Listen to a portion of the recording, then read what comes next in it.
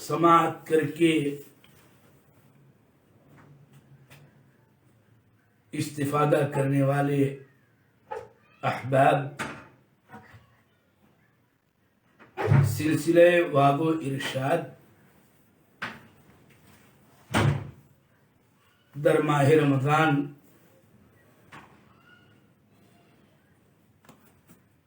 سے متعلق دروس میں کا یہ آخری درس ہے۔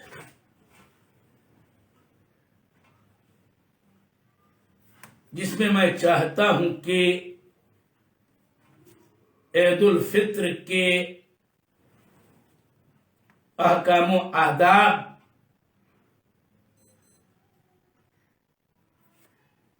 کو آپ کے سامنے رکھ دوں، تاکہ ہم اور آپ متنبہ ہو کر ان آداب کا اہتمام کریں اور واقعی عملی جامہ پہنائیں۔ ان آداب کو میں مختصراً نمبر وار آپ کے سامنے گنانا چاہتا ہوں۔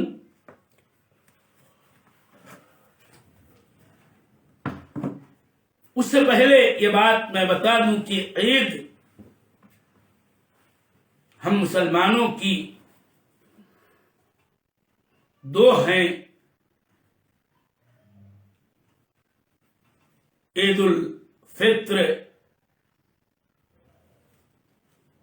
جو عنقریب آنے والی ہے، اور دوسری عید الاضحیٰ۔ یہ بات ہمارے لیے مسرت و شادمانی کی ہے کہ جیسے اور قوموں کی عیدیں ہوا کرتی تھیں، اللہ کے رسول صلی اللہ علیہ وسلم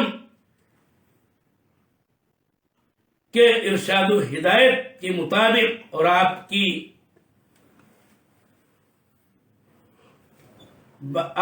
کے بیان کی روشنی میں ہم مسلمانوں کی بھی عید ہے، اور وہ دو عیدیں ہیں۔ اور یاد رہے کہ عید کو عید اسی لیے کہا جاتا ہے کہ یہ لوٹ لوٹ کے بار بار آتی ہے،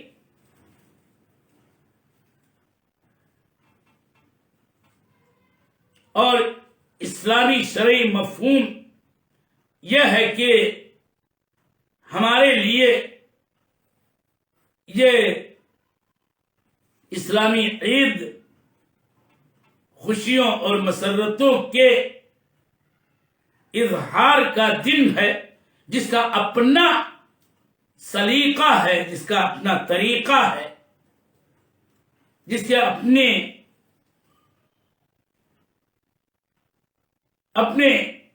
دینی، ایمانی، اسلامی اغراض و غایات ہیں، اور اس کا اپنا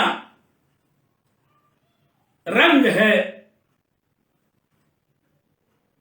اور وہ سادگی کہ جس میں مسرت و شادمانی کا کل جہاں موجود ہے۔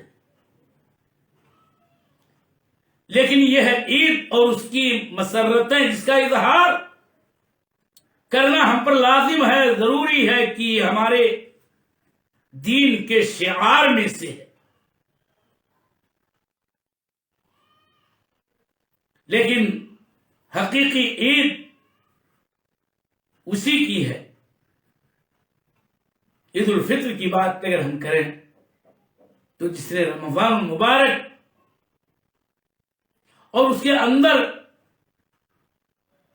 عبادت کا فریضہ، نافلہ، تمام عبادات، اذکار اور اعمال صالحہ کا حق ادا کیا ہو کہ عید کے دن یہ مسنون ہے کہ عمدہ نئے لباس زیب تن کیے جائیں، لیکن اگر کوئی آدمی صاف ستھرا لباس پرانا ہی کیوں نہ پہنے ہو تو اس کو عید کی ساری مسرتیں حقیقت میں حاصل ہوں گی اگر اس نے رمضان کا حق ادا کیا ہے، ورنہ تو سوائے حرمہ نصیبی کے اور کچھ نہیں ہے۔ تو معاملہ اس پر نہیں مجرد نربھر ہے کہ ہم زرق برق لباس و پوشاک کا اہتمام کریں وہ بس نہیں۔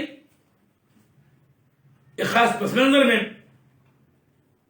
اسلاف کا ایک قول علی رضی اللہ تعالیٰ عنہ کا قول ہے، اس کا ایک حصہ خالی میں پیش کر رہا ہوں۔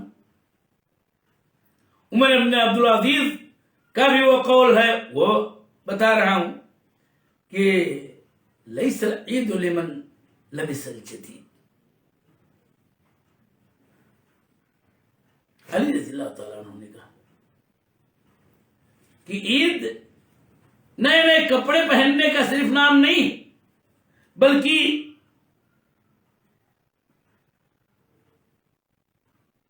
عید تو اس کی ہوتی ہے جس کی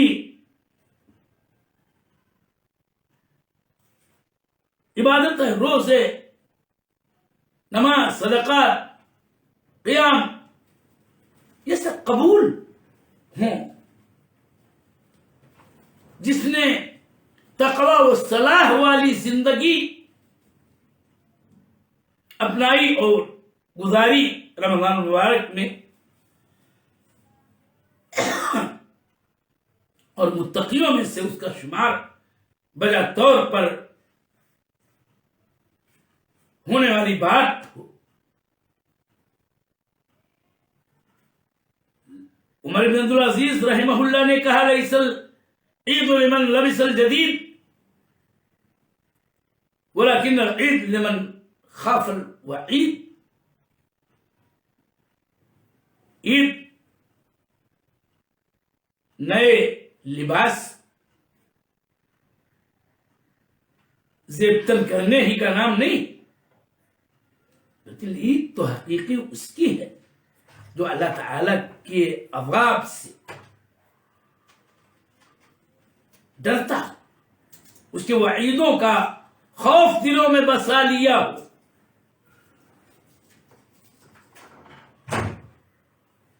میں اب سرسری طور پر عید کے آداب مسنونہ کا ذکر کر رہا ہوں، اور حقیقت یہ ہے کہ اس کو جاننے، سمجھنے، بوجھنے کی ضرورت ہے تاکہ اس پر عمل کریں، اور ہر نقطے پر ہم اپنے آپ کو ذرا محاسبے کی دنیا میں لائیں کہ کیا ان مسنون اعمال و آداب کا اہتمام عید کے تعلق سے ہم کرتے ہیں، نہیں کرتے ہیں؟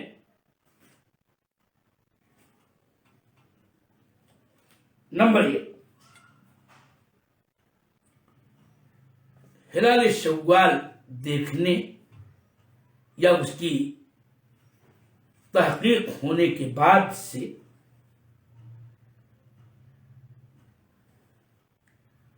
تکبیرات کا اہتمام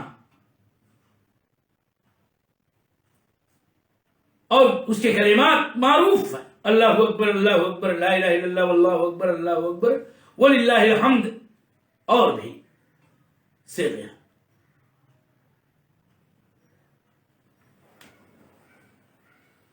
تو تو یہ تکبیر عید کی اصل غائب ہے. كما قال تعالى وَلِتُكَبِّرُوا اللَّهَ عَلَى مَا هَدَاكُمْ. مسئلہ تو اللہ تعالیٰ رب جل وعلا کی کبریائی کا اعلان و اقرار اور اعتراف. یہ عید کے اہم ترین مقاصد میں سے ہے. خوشی اس میں ہونی چاہیے کہ ہم اللہ تعالیٰ کی کبریائی کا بیان کریں. لیکن ہر نقطے میں نے کہا کہ بار بار نہیں کہنا ضروری ہے کہ ایسے بھی عیدگاہ میں مسلمان آتے ہیں ہوتے ہیں کہ جن کو تکبیرات زبان سے ادا کرنے کی توفیق نہیں ہوتی ہے. بہت ساری ایکٹیویٹیز ان کی ہوتی ہیں مگر زبان سے تکبیر کے صیغے بآواز بلند مردوں سے نہیں نکلتے. نمبر 2، غسل کرنا. اس پر عمل اکثر لوگوں کا ہے. وَلِلَّهِ الْحَمْدُ. نمبر 3، نیا اگر میسر ہو یا عمدہ لباس زیب تن کرنا. نبی صلی اللہ علیہ وسلم سے ثابت کہ احسن الثیاب، کپڑوں میں پوشاک میں جو آپ کے پاس عمدہ ہوتا تھا وہ آپ زیب تن فرماتے تھے صلی اللہ علیہ وآلہ وسلم. خوشبو لگانا، بدن اور کپڑوں پہ خوشبو ملنا، اس پر بھی الحمدللہ اکثر لوگوں کا عمل ہے. وَلِلَّهِ الْحَمْدُ. طاق عدد میں کھجوریں صبح کو کھانا عیدگاہ نکلنے سے پہلے اگر میسر ہے الحمدللہ کھانا چاہیے. اور اس دور خوشحالی میں یہ چیز اکثر لوگوں کے پاس تو میسر ہے. اگر نہیں میسر ہے تو پھر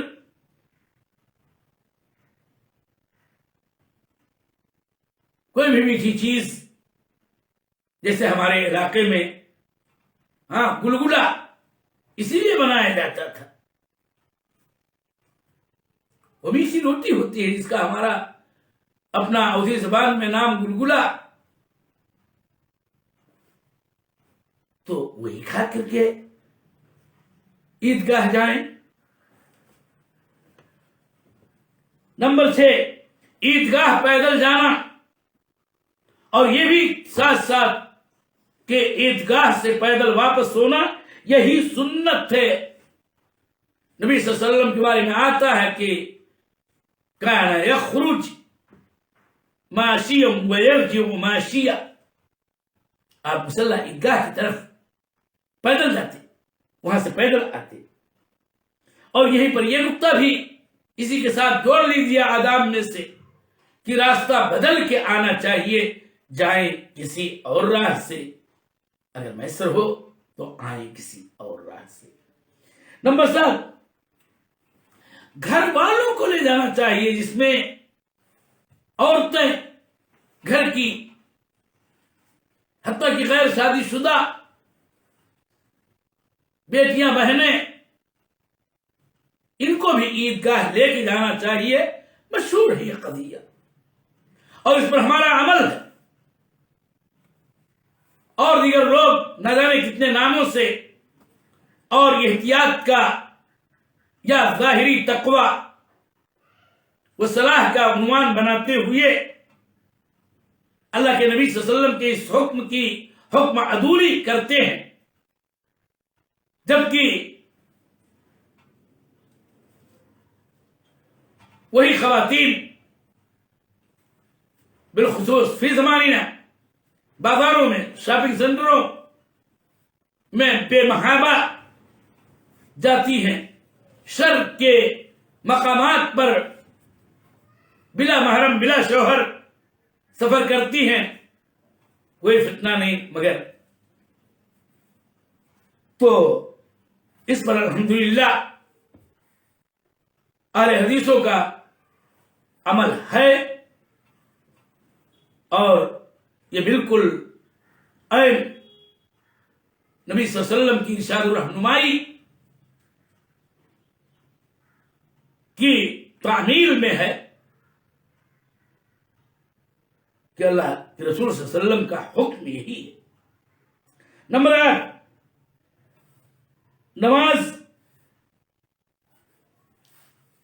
نماز عید آبادی سے باہر کسی میدان میں، مخصوص مصلی عیدگاہ میں باہر نکل کر کے پڑھنا یہ مسنون ہے، اور اس پر بھی اکثر و بیشتر مسلمانوں کا الحمدللہ عمل ہے۔ نمبر 9، عیدگاہ جاتے ہوئے تکبیرات کا اہتمام کرنا کہ گھر سے نکلنے کے ساتھ ساتھ خصوصی طور پر چلتی ہوئی عیدگاہ کی جانب تکبیرات زبان سے ادا کرتے رہنا چاہیے۔ البتہ ایک بات یہاں بتا ہی دوں کہ نماز سے فارغ ہونے کے بعد لوٹنے کے وقت لوٹتے ہوئے تکبیرات پڑھنا ثابت نہیں ہے۔ نمبر 10، نماز عید شروع ہونے سے پہلے تک تکبیرات ادا کرنے کا سلسلہ جاری رہنا ہو چاہیے تاکہ امام صف سیدھی کر کے نماز شروع کرے۔ نمبر 11، نماز عید سے قبل یا نماز عید کے بعد کوئی سنت نفل کوئی نماز نہیں ہے۔ نمبر 12، نماز عید کے لیے اذان و اقامت مشروع نہیں ہے۔ نمبر 13، ایک بات فائدے کی یہ بھی یاد دلانے والی ہے کہ عیدگاہ میں صدقات و خیرات کرنے کا ثبوت ہے کہ اللہ کے نبی صلی اللہ علیہ وسلم نے جب مردوں کو خطبہ دے دیا تو لگا کہ شاید عورتوں کو نہیں سنا سکے، تو آپ ان کے قریب گویا گئے اور ان کو سنایا، اور سنانے میں یہ بات خصوصیت کے ساتھ کہی کہ یا معاشر النساء تصدقنا، اور روایتوں کا حاصل یہ ہے کہ عورتوں نے صدقات و خیرات کیا، اپنی بالیاں، اپنے زیورات، کانوں میں پہننے والے زیورات وغیرہ نکال کے صدقہ کیا۔ بلال رضی اللہ تعالی عنہ اپنے دامن میں سمیٹتے رہے، تو اس طرح سے گویا مرد ہو یا عورت سب کو نماز اور خطبے کے آخر میں صدقات کرنا کہ جو اسلامی کاز میں صرف کیے جائیں، اس میں کوئی شبہ نہیں کہ یہ جائز اور درست ہے۔ اللہ تعالی سے دعا ہے کہ بارے الہ ہمیں تو ان آداب کو عملی جامہ پہناتے ہوئے عید کی صلاۃ پڑھنے کی توفیق دے، اور ہمیں خوشیاں میسر کر، اور ساتھ ساتھ اللہ تعالی سے یہ دعا ہے کہ اللہم تقبل منا انک انت السمیع العلیم۔ اللہ تعالیٰ تو ہماری جانب سے ہماری ساری عبادتوں کو قبول فرما لے۔ والسلام علیکم ورحمۃ اللہ